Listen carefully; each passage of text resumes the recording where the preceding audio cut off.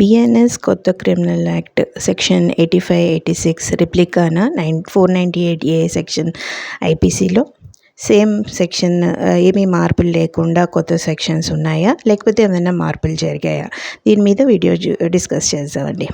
అయితే ఒక అమ్మాయి 498 అనగానే హెరాస్మెంట్ భరించలేక పోలీస్ కంప్లైంట్ చేస్తుంది.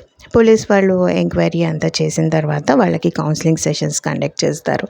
కౌన్సిలింగ్లో ప్రాబ్లమ్ సాల్వ్ అయిపోతుంది. అవ్వకపోతే కనుక ఎంక్వైరీ చేసి ఎవరు ఇన్వాల్వ్ అయ్యారు, ఏం జరిగింది ఏంటి అని చెప్పి ఎఫ్ఐఆర్ రాసి తర్వాత అరెస్ట్ చేసి చేస్తారన్నమాట. ఇది జనరల్గా జరిగే 498లో జరిగే ప్రాసెస్ అన్నమాట. అయితే ఈ మధ్య కాలంలో ఏం జరుగుతుందంటే అమ్మాయిలు ఈ 498ని మిస్యూజ్ చేస్తున్నారు. ఫాల్స్ కేసెస్ కూడా ఫైల్ చేస్తున్నారు మొగుడు మీద, అత్తగారు మామగారి మీద. సో ఈ ఫాల్స్ కేసెస్ అలిగేషన్స్ చేయడం వలన ఏం జరుగుతుందంటే ఈ లేటెస్ట్ జడ్జ్మెంట్ ఒకటి ఏప్రిల్ 2024లో మనకి ఇచ్చిందండి సుప్రీంకోర్టు. ఇందులో ఏమవుతుందంటే అమ్మాయి వాళ్ళ నాన్న 5 లక్షల రూపాయలు జరిమానా అబ్బాయికి కట్టాల్సి వస్తుంది అనమాట. ఎందుకంటే అబ్బాయి మీద రకరకాల కేసెస్ వేసి చాలా ప్లేసెస్లో హెరాస్ చేసినందుకు జరిమానా కట్టాల్సి వస్తుంది. సో ఇంకో కేసు ఏంటంటే Sachin Gupta versus state of Haryana. ఈ కేసులో కూడా ఏం జరుగుతుందంటే అబ్బాయి హైకోర్టుకి వెళ్తాడు ఎఫ్ఐఆర్ క్వాష్ చేయమని చెప్పి. హైకోర్టు ఒప్పుకోదు. సో సుప్రీంకోర్టుకి వెళ్తాడు.